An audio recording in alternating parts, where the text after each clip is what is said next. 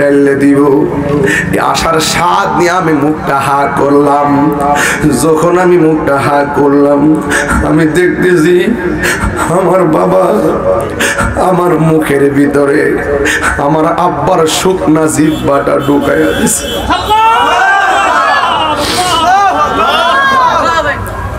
আমার আব্বার শুকনা জিহ্বাটা ঢুকাইয়া আমারে বলতেছি, পুত্রে ও বু নে নে যত পারস পানি টাইনা খা। ফুলা ডাক দিয়ে কি আব্বা, আমার আব্বা সেদিক কেন আমি পানি চাইলাম, কিন্তু আপনার তো আব্বা নাই, এই জন্য বুঝি আপনি পানি চাইতে পারেন না। ও বাবা গো, আমি তাকে দেখতেছি আমার জিহ্বার চাইতে আপনার জিহ্বাটা আরো বড় শুকনা হইয়া পড়ে আছে। আমি না হয় আপনার কাছে পানি চাইলাম, আপনি কার কাছে পানি চাইবেন? ও বন্ধু, কি দিয়া বুঝাইতাম, কেমনে বুঝাইলে আপনারা ওয়াজটা বুঝবেন? খাজা গরিবে নেওয়াজ রে যখন ওই পিতৃরাজরাই বলছে পানি পান করা যাবে না, পিতৃরাজরাই বলছে আনা সাগর ব্যবহার করা যাবে না, ওই খাজা গরিবে নেওয়াজ লুটার ভিতরে সব পানি ঢুকাইয়া দিছে। ওই পিতৃরাজরাই যায় আনা সাগরে পানি বিছাইরা ফানান। আর পিতৃরাজরাই বলতেছে এটা অন্য কারো কাম না, এটা হলো মঈনুদ্দিন। যদি একদিন সুযোগ পাই খাজা গরিবে নেওয়াজের শান কমো যদি আইতাম পারি কোনো একদিন।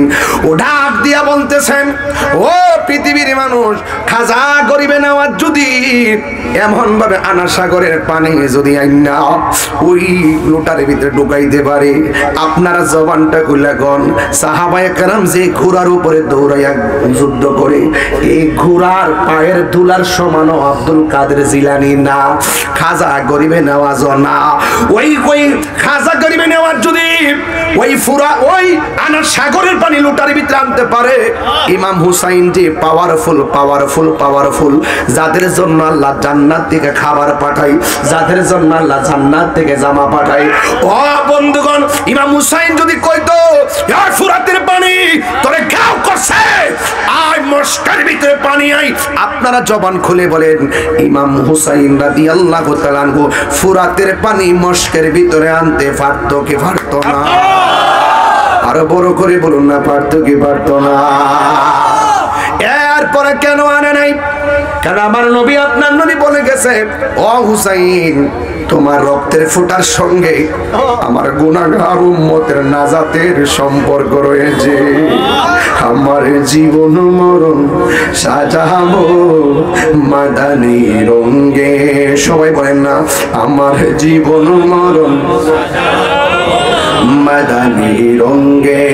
সেই রঙে রঙ্গিনী হলে, সেই রঙে রঙ্গিনী হলে আল্লাহ রাসূল থাকবেন আমার সঙ্গে। সেই রঙে রঙ্গিনী হলে আল্লাহ রাসূল থাকবেন আমার সঙ্গে। আমার জীবন মরণ সাজাবো মাদানী রঙে, আমার জীবন মরণ সাজাবো মাদানী রঙে। জুড়ে কি আল্লাহু আকবার বলা যাবে না? ইমাম আলী আকবর ওই বাপের জিহ্বা রেখা দিছে, এবার কই বাবা আমারে বিদায় দেন। যুদ্ধের ময়দানে চলে গেল, নাই আলী আকবর দুনিয়াতে নাই। কি আগুন লাগিল আল্লাহ কারবালার ময়দানে, ফুরাত নদী ঘেরাও করলো ইয়াজিদে দুশমনে। কথা কোন ঠিক না? কষ্ট হচ্ছে আপনাদের? কষ্ট হচ্ছে আপনাদের? আরে কি আগুন লাগিল আল্লাহ কারবালার ময়দানে, ওরে ফুরাতে নদী ঘেরাও করলো ইয়াজিদ দুশমনে। ওরে জয়নালে কে বন্দি করিল, জয়নালে কে বন্দি করিল ইয়াজিদ দুশমনে রে গুনে ভাই কারবালায় আনিল তোমায় গে বলো ও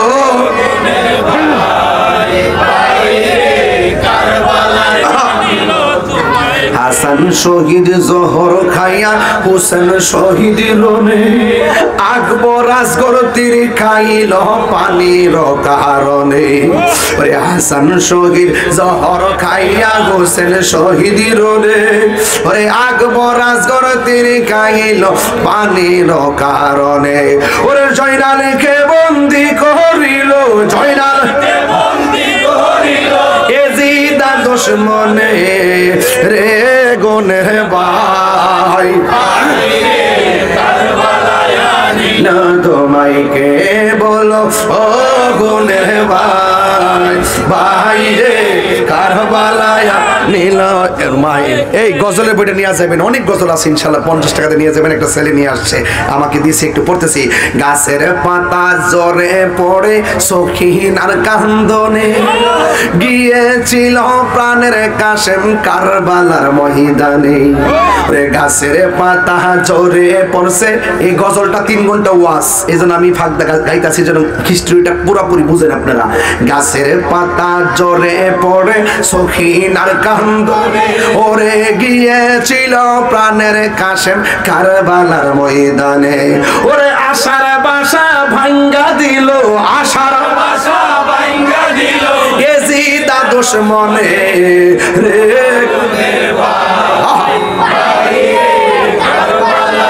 নীল তোমায় কে বলো ও গুনে ভাই ভাই রে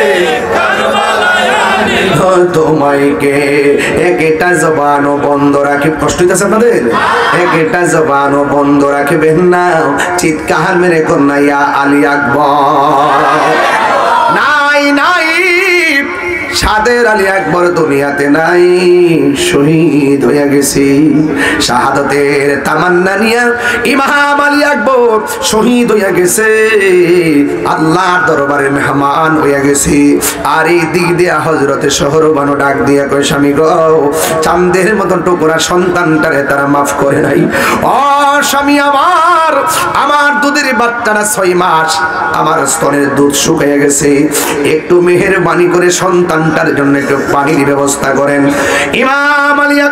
ইমাম হুসাইন বলে ও শহরবানু দিবে না ওদের দয়া নাই মায়া নাই মুনাফিকদের দয়া মায়া কি কম না বেশি আর জোরে কোন কম না বেশি মুনাফিকরা বড় বাটফার মুনাফিকরা বড় ধোঁকাবাজ সমাজের সব ফিতনা লাগে মুনাফিকদের কারণে কথা বলেন ঠিক কি না এই জন্য যুবক ভাইরা আমার ইমাম হুসাইন কয় না দিবে না রে তারপরেও তো মায়ের মন মানে না একটু দেখেন না পানি আনতে পারেননি ওই সন্তানটাকে পর্যন্ত তারা তীর মাইরা শহীদ করে দিয়েছে হঠাৎ করে একটা ছেলে আইসা কই হুসাইন আপনি যাবেন কারবালার ময়দানে আমি আমার মা থেকে বিদায় আনতেছি মার কাছে বিদায় নিতে গেছে মা ডাক দিয়ে পুত্রে তুমি বিয়ে করছো কোন দিন কয় পরশুদিন ইমাম হুসাইন রাদিয়াল্লাহু তাআলার পক্ষে যারা আছে সব শহীদ হয়ে যাইতেছে তুমিও ইমাম হুসাইনকে মাঠে যাওয়ার আগে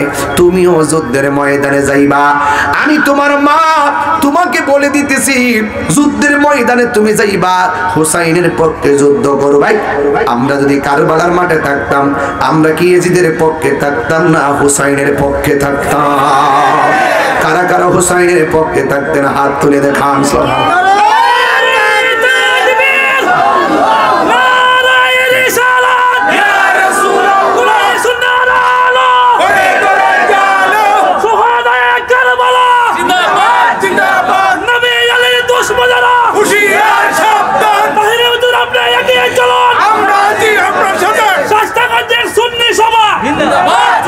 বাবা বাবারে ঘটনা শুনলে হালকা পাতলে লাগে সেই দিনের মাঠটা কিন্তু এত হালকা ছিল না কথা বলেন না কেন ঠিক কি না বলেন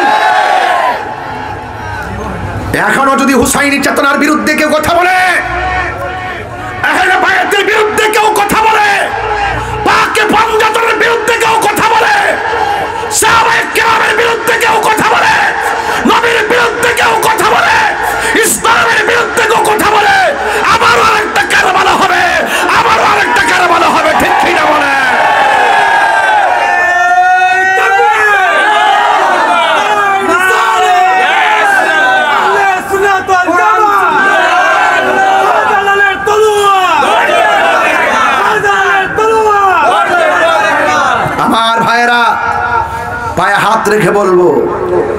ইমান শাস্তাগঞ্জের নতুন ব্রিজে কিনতে পাওয়া যায় না।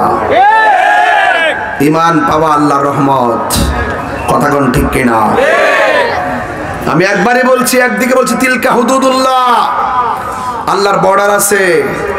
আমরা কিভাবে চলবে একটা বর্ডার করে দিছি, বর্ডার, সীমানা। এটার ভিতরে থাকতে হবে, না থাকলে ওমা ইয়াসিল্লাহ, যারা আল্লাহর সঙ্গে নাফরমানি করবে এরা জাহান্নামে যাবে। কথা বলেন ঠিক কিনা?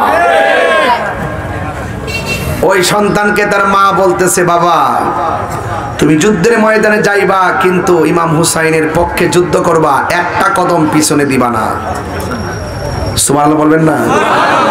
এটা হইল জাতিলা মা। কি মা?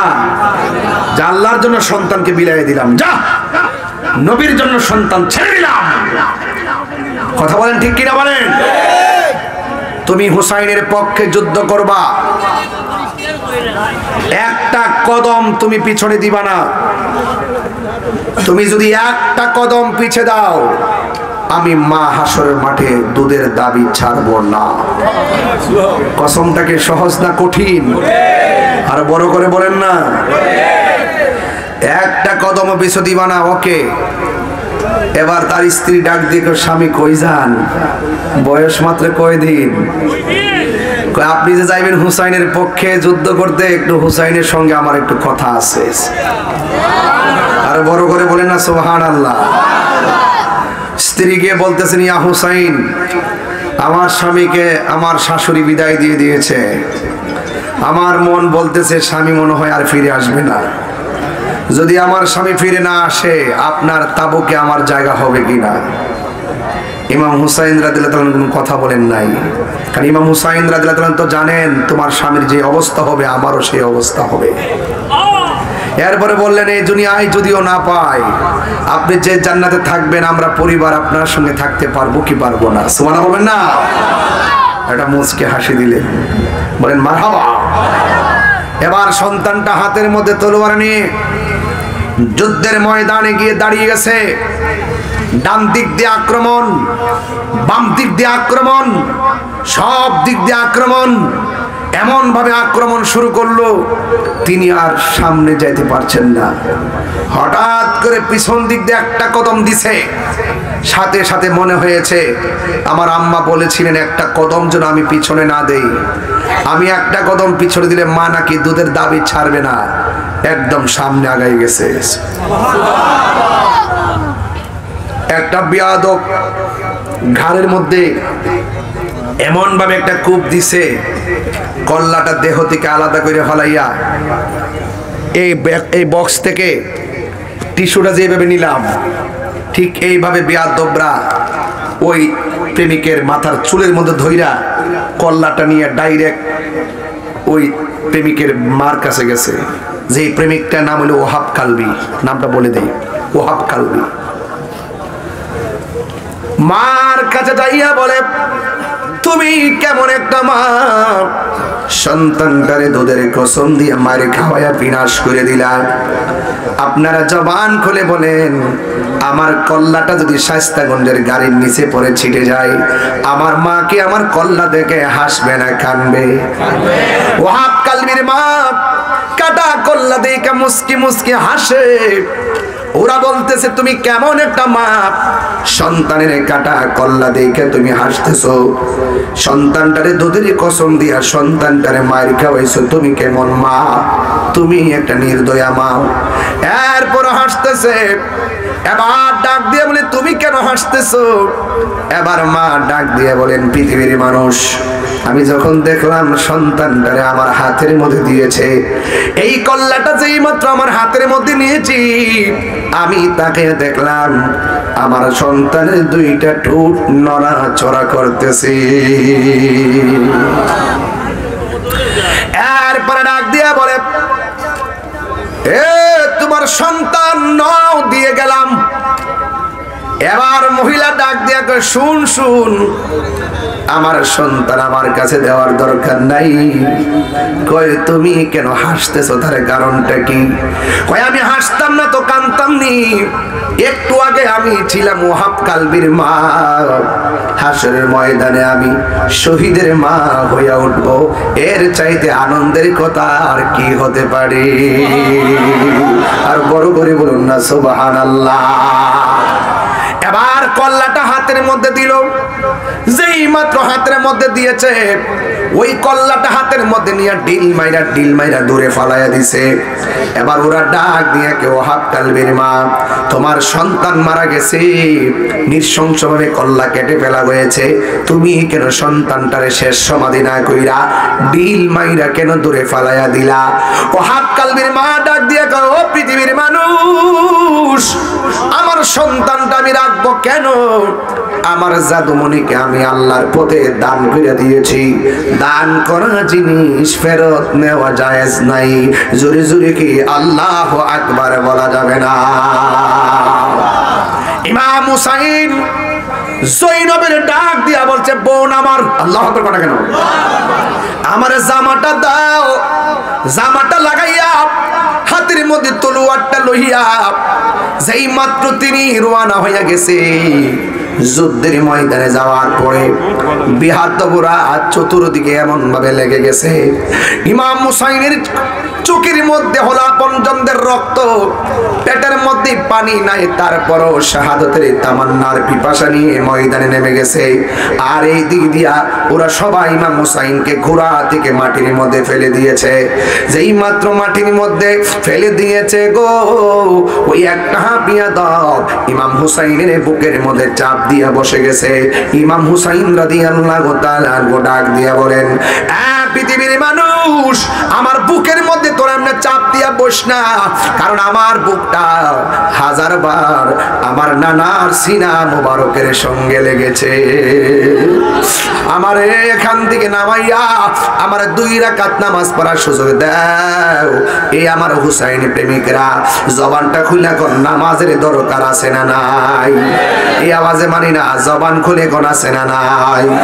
ইমাম হুসাইনের গায়ের মধ্যে তলোয়ারের আঘাত, ইমাম হুসাইনের গায়ের মধ্যে